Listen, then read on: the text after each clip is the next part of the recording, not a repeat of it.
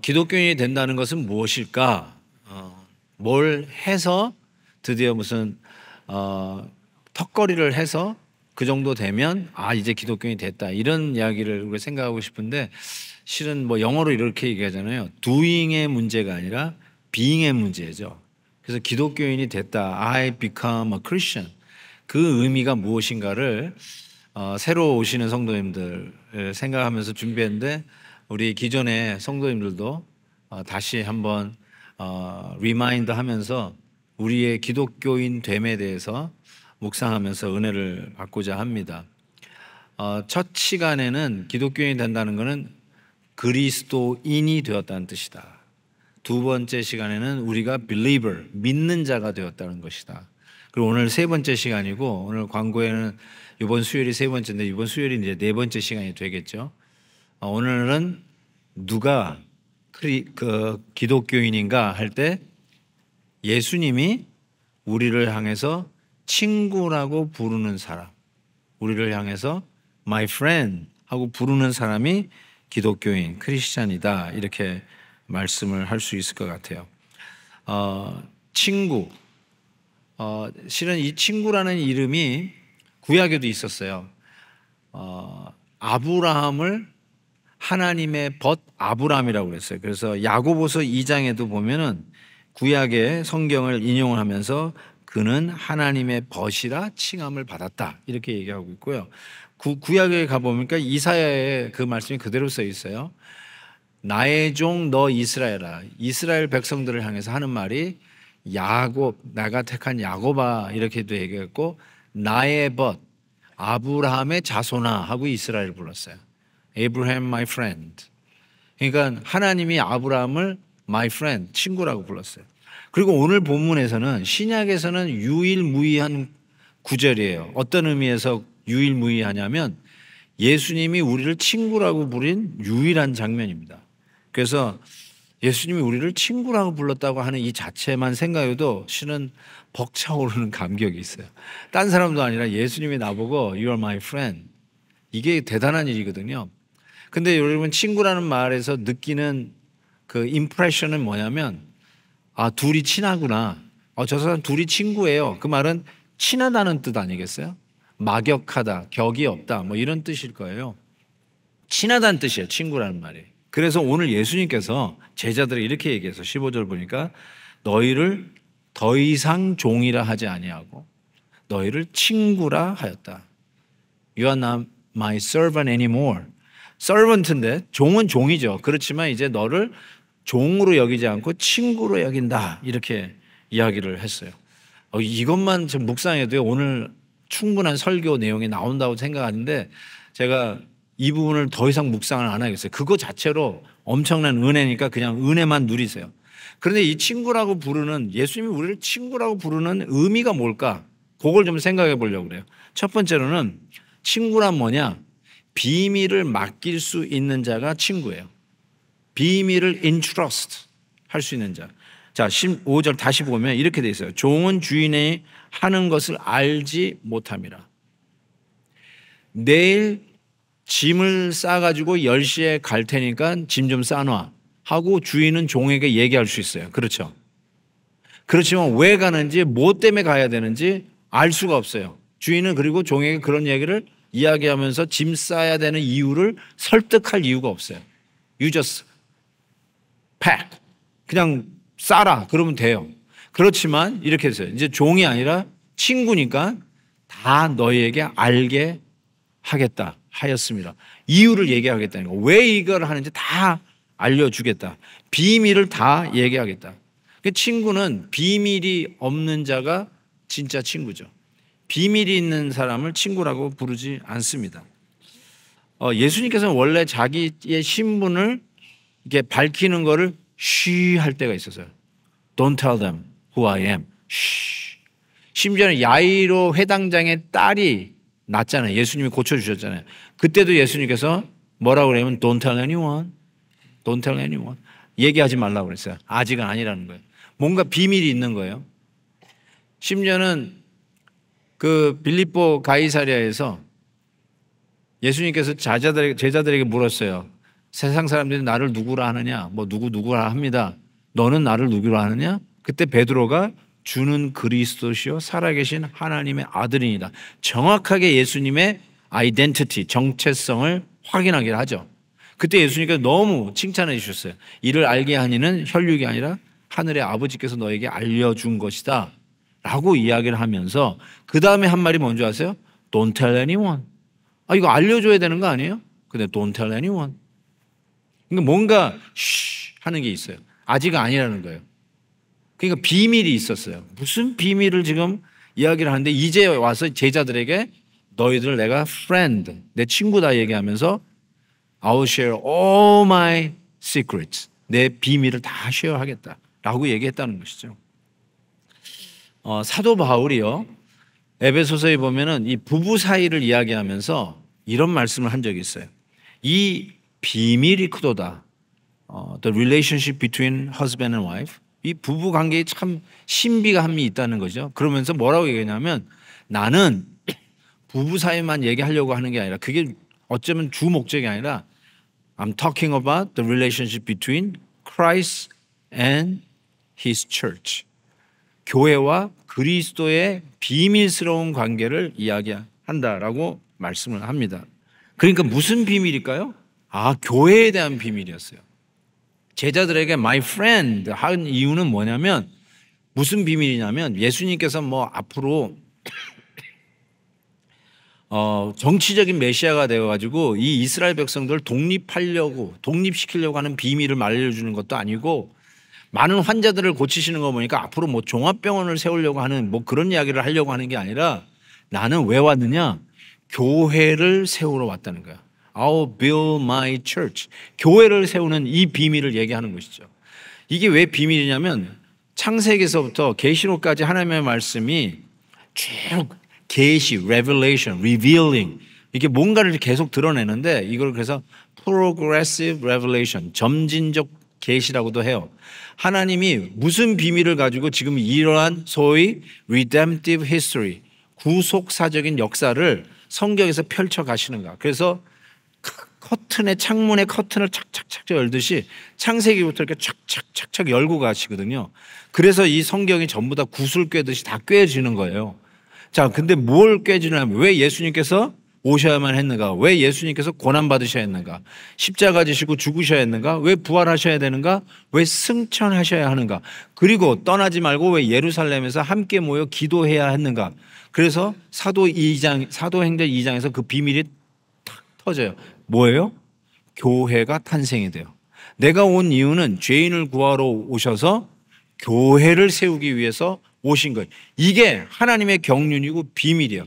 드디어 이 교회를 누구에게 맡기겠다? 내가 친구라고 부를 수 있는 너희들에게 entrust. 이 교회를 맡기겠다. 그리고 저와 여러분은 바로 그 열매의 영광을 우리가 지금 몸소 체험하면서 이 자리에 있다는 거예요. 이게 엄청난 일이에요, 실은. 그래서 이 교회로 모인다는 것이 이 자체로 영광이고 하나님의 비밀의 결정체이고 이 자리가 하나님의 영광을 보는 예배의 자리요. 이 교회가 바로 그런 의미에서 복음이요. 이 세상을 향하여 던지는 선교의 메시지다. 이렇게 저는 말씀을 드릴 수 있을 것 같아요. 와, 이런 비밀을 우리가 맡았다. 그래서 우리를 친구라 부르신 이유는 교회를 맡겼다. 이 뜻이에요. 굉장히 중요한 의미입니다. 두 번째, 우리를 친구라 부르는 이유는 뭘까? 전 친구의 의미는 시간을 공유하고 싶은 자가 친구라고 생각해요. 여러분이 베케이션이 있어요. 그런데 한 가족을 더 데리고 가고 싶어요. 그때 떠오르는 분이 여러분의 친구예요. Maybe best friend. 내가 베케이션을 갈 때 한 가정에 같이 갔을 때 누구를 생각나느냐. 그 떠오르는 분 있죠. 저 말고 떠오르는 분 있죠. 그분이 여러분의 친구예요. 왜냐하면 시간을 같이 보내고 싶어요. 특별히 힘들 때 생각나는 사람, 그분이 여러분의 친구예요. 우리식으로 얘기하면은 기도 제목을 생겼는데 제일 먼저 나누고 싶고 생각나는 사람, 전화해서 김 집사 좀 도와줘. 기도해줘. 그럴 사람이 떠오르잖아요. 목사님이 떠오르겠죠, 되게. 기도 부탁을 하려고 하는. 근데 그 사람이 실은 친구예요. 그 사람이 친구예요. 예수님도 친구가 필요했다. 이게 불완전한다는 이런 식으로 오해하는 말이에요. 예수님도 친구가 필요했던 것 같아요. 예수님이 가장 어려웠던 시간이 저는 겟세마네에서 기도하던 시간이라고 생각해요. 겟세마네, 기름을 짜는, 올리브 기름을 짜는 곳이 겟세마네예요. 그래서 겟세마네에서 말 그대로 땀방울이 핏방울로 변하는 것 같이 기름 짜듯 기도하셨던 그 가장 십자가를 앞에 두고 기도하는 시간에 예수님이 혼자 안 가셨어요. 소위 12제자 중에 이너 서클에 있다라고 하는 3인방, 베드로, 요한, 야고보, 이 3인방을 데리고 가셨어요. 너무 힘든 그 순간에 같이 좀 있고 싶었어요. 그래서 같이 기도해달라고 했는데 이 세 제자는 실패했죠. 왜냐하면 예수님이 그 어려운 시간에 같이 깨어 기도해 주지 않았어요. 친구가 아니었어요. 어떤 의미에서. 예수님이 친구라고 생각하고 같이 좀 기도하자고 그러는데 같이 기도해 주지 못했던 그 세 친구가 생각이 납니다. 힘든 시간에 같이 있어주는 친구, 그런 친구들이 정말 친구 아니겠습니까? 저는 이런 생각을 좀 해봤어요. 여러분이 비밀이라고 했잖아요. 비밀에 드디어 결정체가 되어서 교회로 오신 분 아니에요? 그런데 이 교회 안에서 같이 신앙생활 하다가 괜히 이렇게 소홀해지는 적이 있어요. 옛날에는 이제 새로 오신 분들은 이 말이 굉장히 낯설 수도 있어요. 그렇지만 한번 들어보세요. 유익할 거예요. 왜냐하면 여러분도 곧 겪게 될 거니까. 같이 이렇게 친하게 지내다가 그래서 친하게 지낸다는 말은 뭐예요?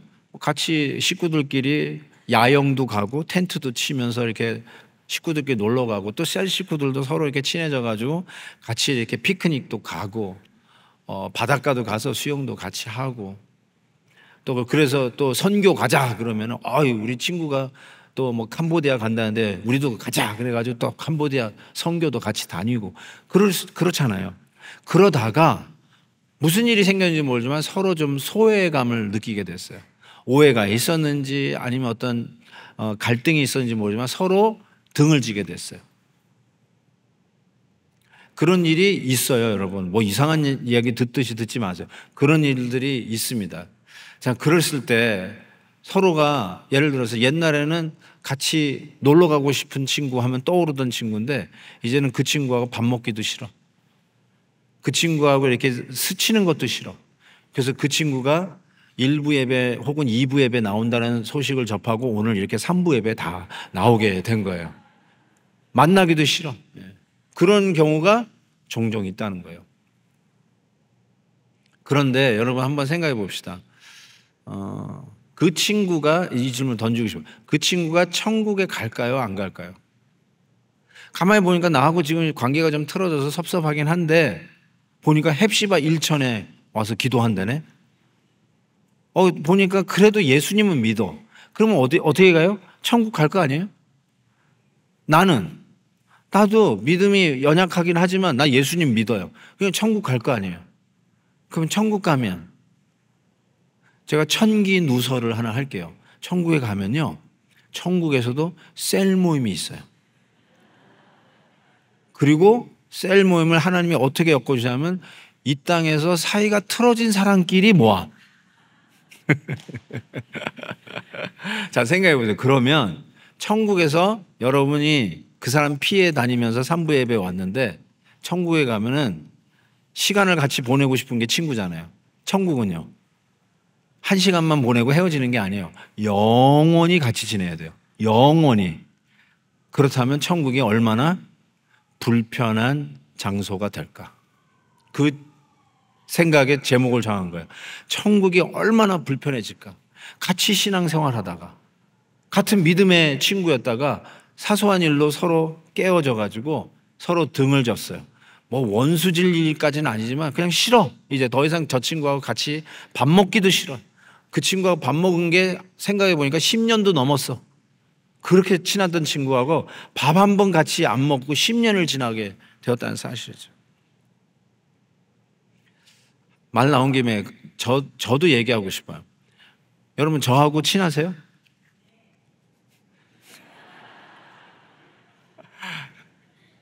저하고 밥 먹고 싶으세요?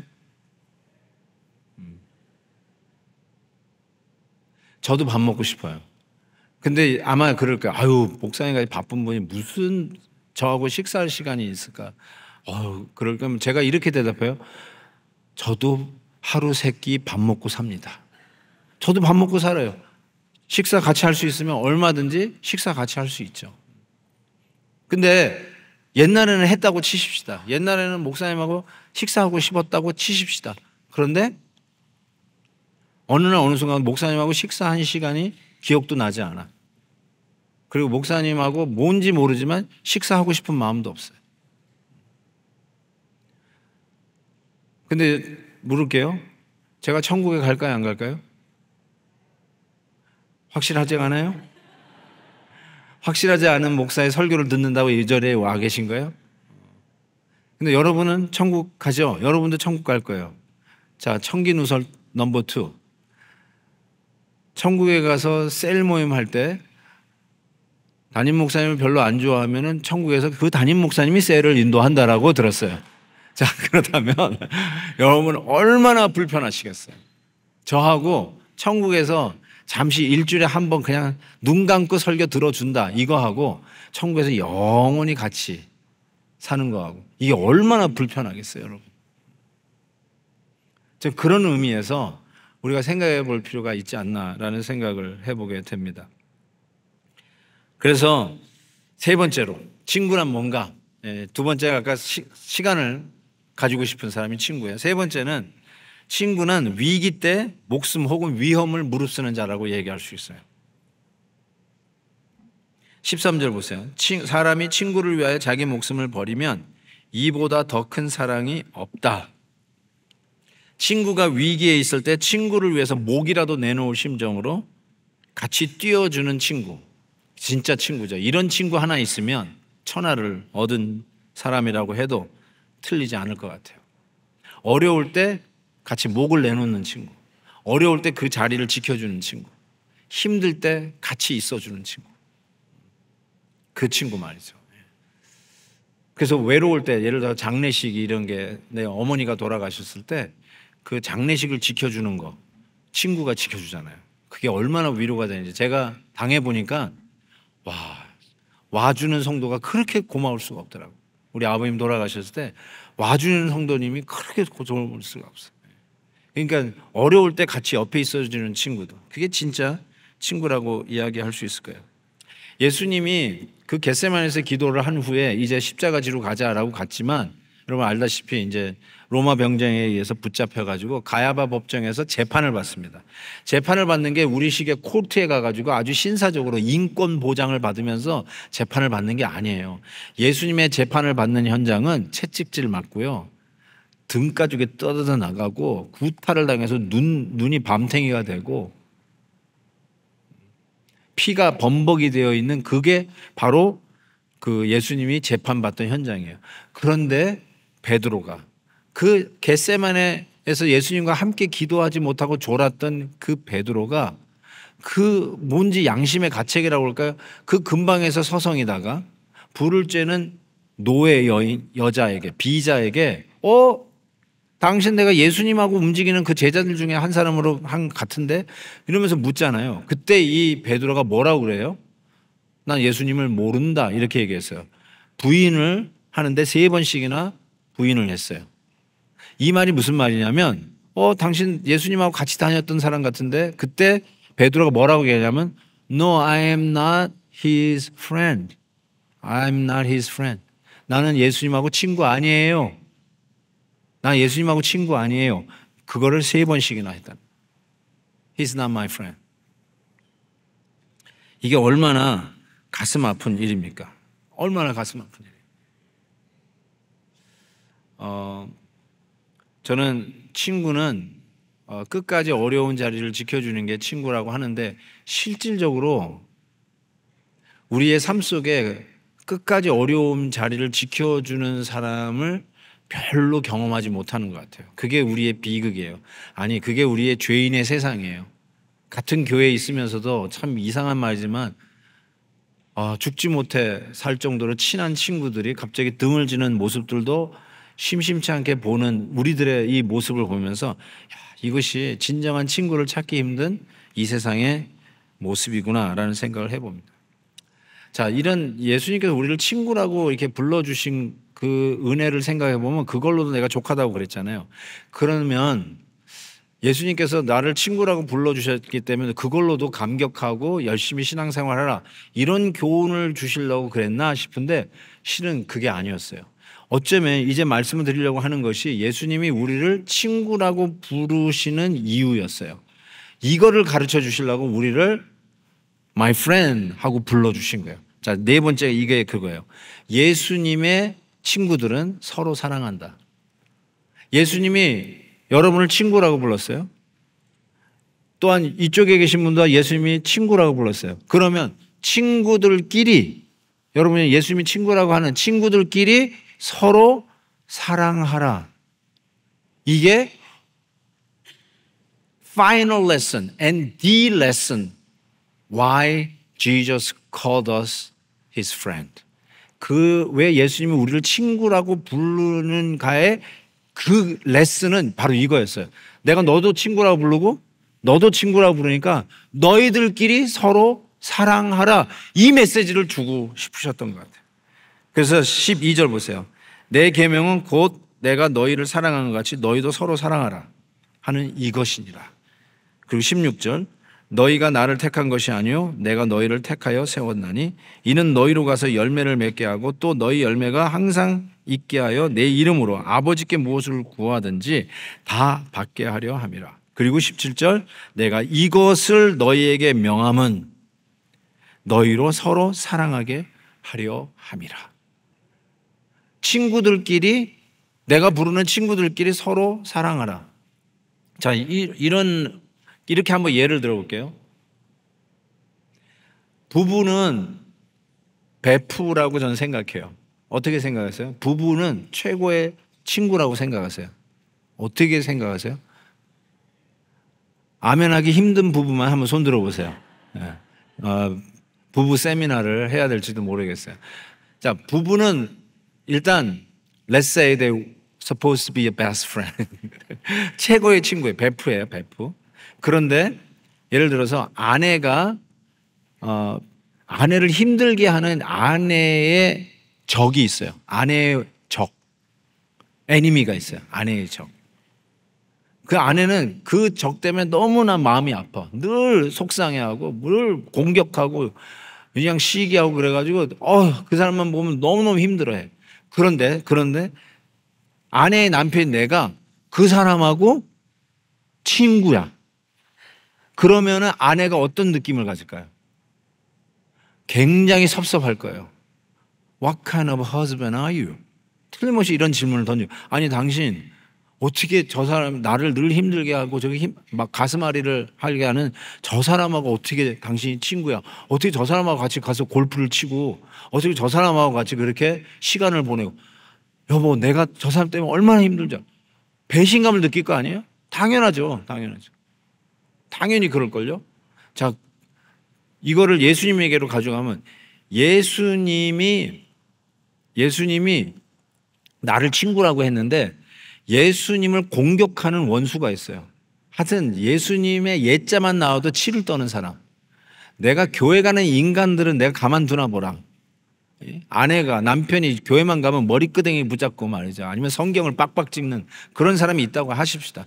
예수님의 원수요 적이라고 하는데 예수님께서 적이라고 생각하는데 나는 그 사람하고 친해. 너무너무 친한 거야. 그럼 예수님이 어떻게 느낄 것 같냐는 거죠. 예수님 뭐 사랑의 하나님이시니까. 예, 그건 맞아요. 사랑의 하나님이시지만 아까 얘기한 건 정서상 이게 말이 안 되는 거예요. 자, 이걸 뒤집습니다. 예수님이 친구라고 했단 말이에요. He's my friend. My enemy가 아니라 He's my friend. She's my friend. 그런데 여기도 예수님이 친구라고 했는데 둘이 으르렁거리고 싸워. 아니 내 베스트 프렌드라고 불렀는데 그 둘이는 앙숙이야. 서로 아주 사이가 안 좋고 막 서로 험담하고 말이죠. 서로 아주 죽이려고 야단이야. 그때 예수님의 마음이 어떨 것 같냐는 얘기예요. 정확하게 지금 그 얘기를 하고 있는 거예요. 내가 친구라고 부르는 이유는 내가 너를 친구로 여기니까 그 은혜로 살아라. 물론 그 자체로도 충분히 은혜가 있지만 이 레슨을 주려고 하는 거예요. 내가 친구라고 부르는 사람끼리 서로 사랑하라. 그 메시지를 주시려고 하는 거라는 거죠.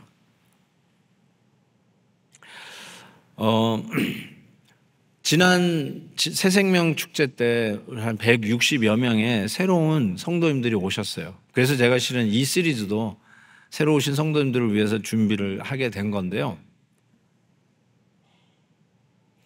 새로 오신 분들에 대해서 관심이 있으신지 한번 여쭤보고 싶어요. 먼저 어쩌면 이렇게 생각했어요. 여러분 혹시 이렇게 교회 마당에서 하는데 한 번도 이렇게 낯선 분이 지나갈 수 있잖아요. 그런 처음 본 분들에게 다가가서 인사를 의도적으로 해보신 적이 있는지요? 권사님만 빼고 그런 적이 있으신지 말이에요. 네. 네. 없다면은 뭐 이유가 있을 수 있겠죠. 우리 교회는 너무 새로운 분이 많으니까 그분들하고 인사하다가는 뭐 시간 다 가니까 못합니다. 할지 모르지만 어쩌면 여러분이 관심이 없어서 그럴지도 몰라요. 뉴 페이스, 뉴커머에 대해서 별 관심이 없을 수 있어요. 이전에 이제 우리가 여기 새로 오신 분도 있을 거예요, 이번에. 근데 한번 양해하고 들어보았어요. 우리는 이렇게 교회 초대하기에서 BIP, Very Important Person이라는 말을 써요. 우리 BIP들을 초대하십시다 라고 하는데 몇 년 전에 그 BIP로 초대를 받아서 우리 교회 오셨어요, 그분이. 그래가지고 너무너무 좋았어요. 그래서 이 교회 나와야 되겠다 먹고 그 다음 주에 나왔어요. 그런데 그 다음 주에 나왔는데 그 누구도 거들떠보지도 않았어요. 아무도 아는 체를 안 했어요. 그래가지고 뭐 이렇지? 지난주하고 완전히 다른 분위기야. 뭐 이렇지? 그래서 안 나오셨어요. 우리 교회를 그 다음에 안 나왔는데 요번에 또 BIP 초대장을 받았어요.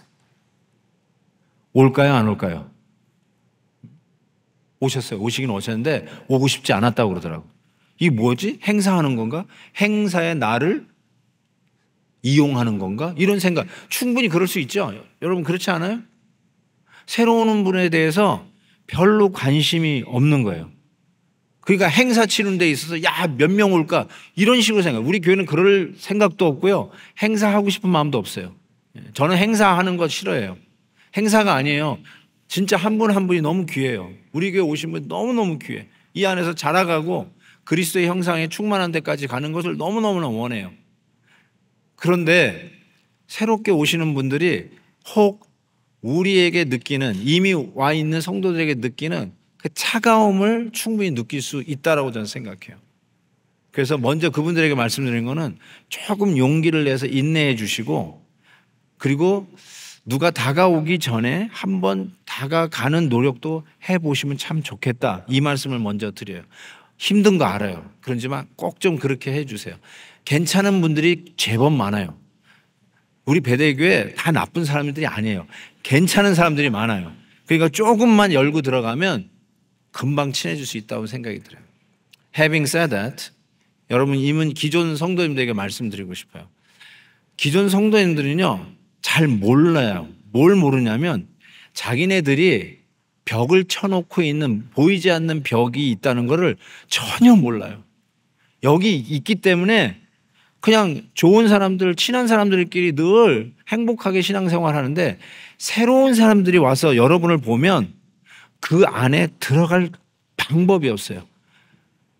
끼려고 그러면 팅팅 튀기는 게 느껴져요. 어디서 왔나? 교적번호 몇 번이에요? 10,000번 넘었는데요. 저는 30번이에요. 이렇게 밀어내. 근데 여러분은 그걸 잘 몰라요. 진짜 몰라요. 제가 예배만 끝나면 코트야드, 파라솔 다 돌아다니는 거 아시죠? 그렇게라도 안 돌아다니면 우리 성도님들 얼굴이라도 모를까 봐 제가. 그런데 참 희한하죠? 늘 그 인간들끼리 모여. 예. 똑같아. 조합도 똑같아. 왼쪽에 앉는 사람 왼쪽에 하고 오는 사람 오른쪽에 하고 똑같이 앉아. 그렇게. 파라솔에서도 그렇게 앉더라고. 그래서 오늘은 제가 또 돌아다닐 텐데 제발 새로운 사람에게 의도적으로 접근해서 인사 좀 해주세요. 그리고 여기 좀 앉아서 우리 커피 한 잔 대접해드리면서 대화를 좀 해보세요. 정말로 우리가 새로 오신 분들의 입장에서 제가 또 말씀드리면 처음으로 이제 교회를 다니기로 하면 어떤 현상이 일어나냐면 이 모태신앙들은 이게 무슨 말인지 못 알아들을 거예요. 세상 친구들하고 자연스럽게 멀어지는 현상이 일어나요. 왜냐하면 술 친구들, 주일날 골프 치는 친구들하고 같이 시간을 보낼 길이 없어요. 그래서 뭐 원수 지는 게 아니라 자연히 옛날 친구들하고 멀어져요. 그러면서 친구를 잃어버릴 수도 있어요. 물론 전도하면 되죠. 맞아요. 전도하면 되지만 생활 영역이나 생활 시간 타임이 안 맞아요. 그래서 옛날 중마고들, 초등학교 친구들을 자연스럽게 거리가 둘 때가 있어요.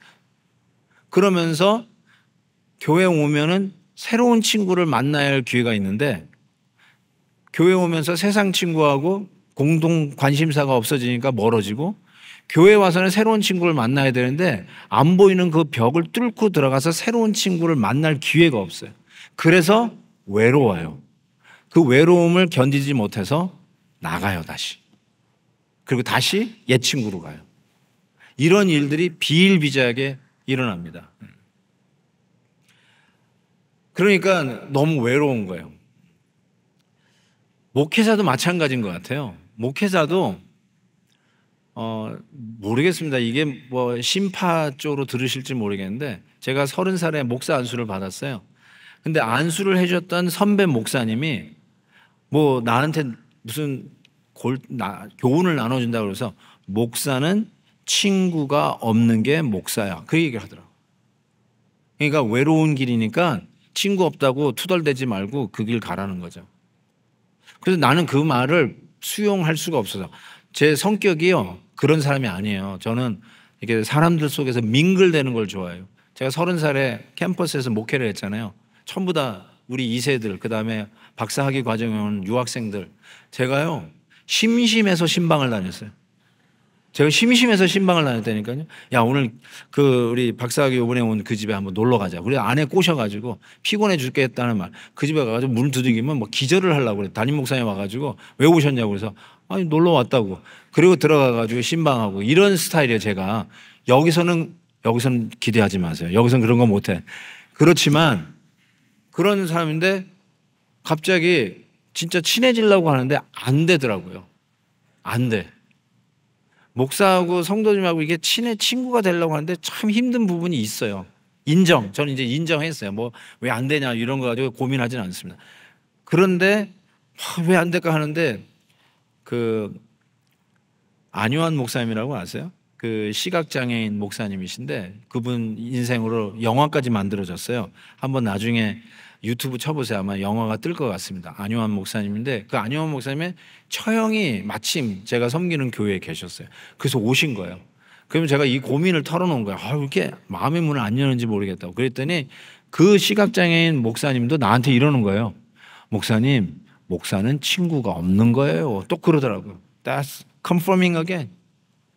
그런데 아직도 그래서 그런지 참 이게 쉽지 않다. 외롭다. 이런 생각이 좀 들어요. 여러분, 저하고 아까 식사하고 싶으냐고 물었더니 몇 분 계셨던 것 같은데 지난번에 어떤 성도님이 여기 계실지 모르겠어요. 92살 되신 집사님이 한 3주 전에 저에게 인사를 하시면서 목사님 제가 10년 만에 처음으로 목사님에게 인사를 드립니다 하면서 제가 코트야드 이렇게 돌아다닐 때 저를 잡아가지고 인사를 하시더라고요. 그러면서 오늘만큼은 용기를 내서 목사님과 인사하고 싶었습니다.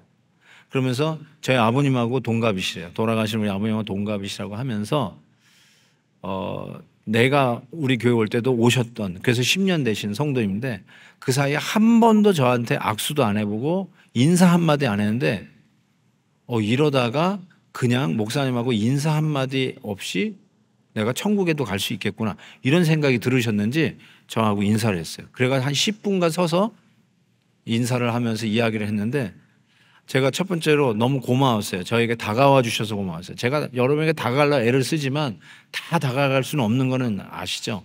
근데 다가와 주시니까 너무 고마웠고, 두 번째로는 이런 생각을 했어요. 어쩌면 우리 성도님 중에 많은 분들이, 어쩌면 대부분의 성도님들이 저하고 한 번도 말을 섞어보지 못하고 나중에 천국에서 만날 수 있겠다. 천국에서 만나가지고 땅에 계실 때 어느 교회 다니셨어요? 베들교회 다녔는데요.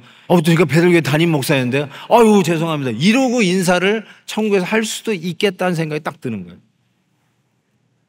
한 번도 지난 10년 동안, 여러분이 5년 전에 왔으면 지난 5년 동안 한 번도 저에게 와서 인사 한번 악수하면서 안 해보시고 오늘 말씀에 은혜 받았다는 말 한 번도 한 적도 없고, 아니면 오늘 말씀이 왜 이 모양이세요? 그런 말도 해본 적도 없고, 목사님하고 한번 식사 한번 해보고 싶어요.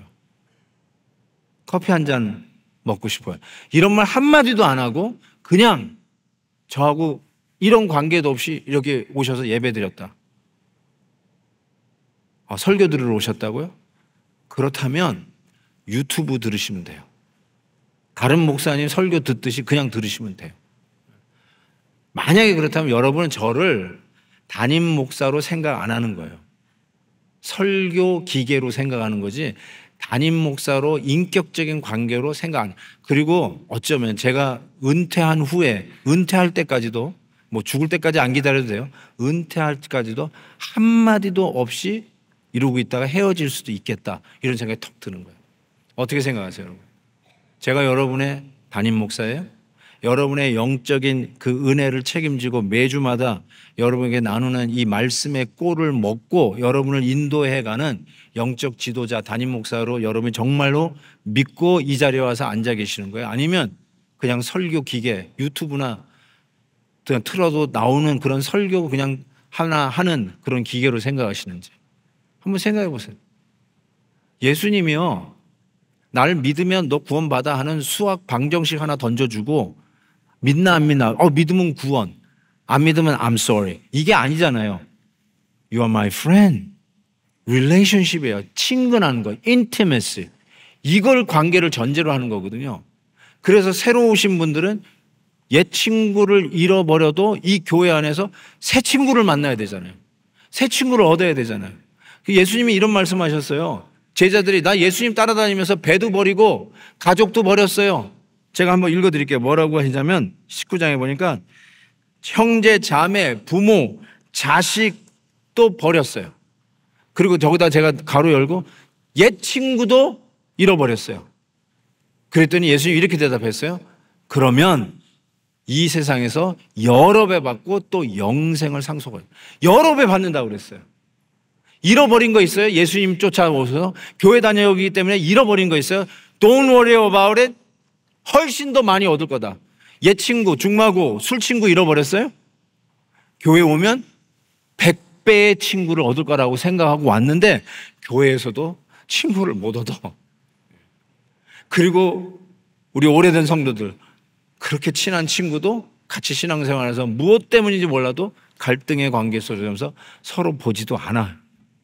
식사한 적이 언제인지 기억도 나지도 않아. 이렇게 돼버렸어요. 친구가 너무나 절실히 필요한 거 아닌가. 그래서 도종환 씨가 이런 시를 하나 쓴 게 마음에 와닿아요. 벗 하나 있었으면. 마음이 울적할 때 저녁 강물 같은 벗 하나 있었으면. 날이 저무는데 마음 상 그림에처럼 어두워질 때 내 그림자를 안고 조용히 흐르는 강물 같은 친구 하나 있었으면. 오늘도 어제처럼 고개를 다 못 넘고 지쳐 있을 때 달빛으로 다가와 등을 쓰다듬어주는 벗 하나 있었으면. 그와 함께라면 칠흑 속에서도 다시 먼 길 갈 수 있는 벗 하나 있었으면. 저 시가 왜 이렇게 마음에 와닿는지.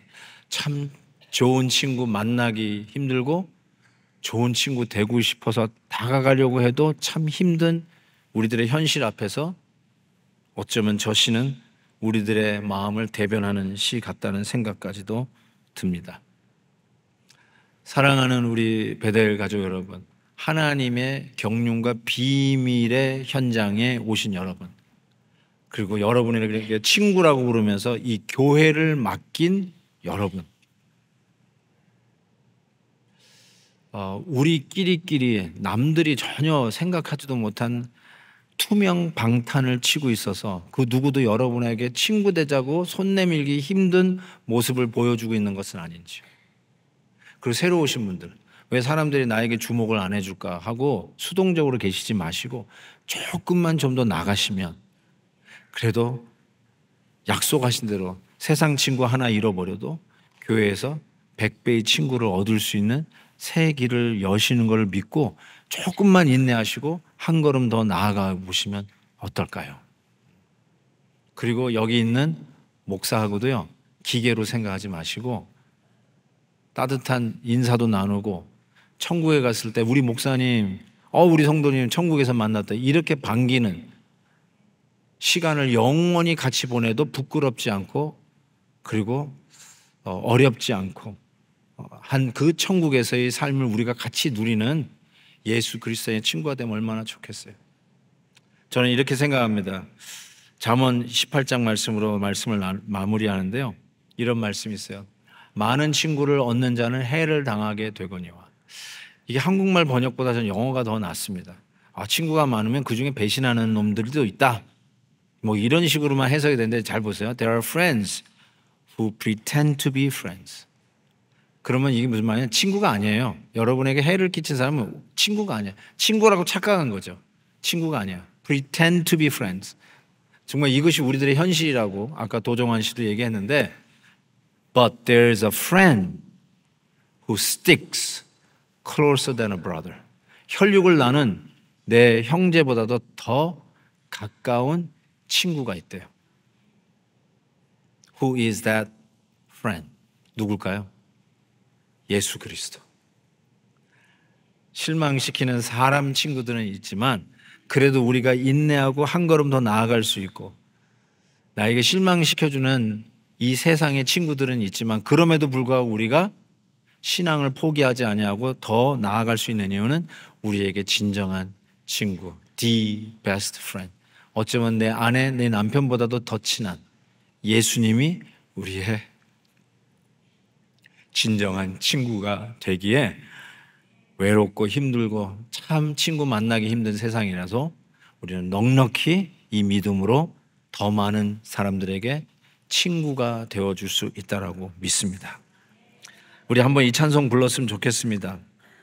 내가 늘 의지하는 예수, 나의 상처 입은 심령을 불쌍하게 여기사 위로하여 주시니 미쁘신 나의 좋은 친구. 여러분, 친구 때문에, 세상 친구 때문에 조금 힘들었다고 할지라도, 그리고 어쩔 수 없는 간격을 느껴지는 사람들과의 관계, 그것이 목사와 성도이든 아니면 장로님과 집사님과 관계든 아니면 셀 식구 사이에서도 미묘한 갈등이든, 그게 뭐든지 간에 그래도 the best friend, 너무 좋으신 예수님이 나의 친구 되어주셨다는 그 은혜로 우리가 넉넉히 친구들끼리 서로 사랑하는 그 자리까지 나아갈 수 있다라고 믿습니다.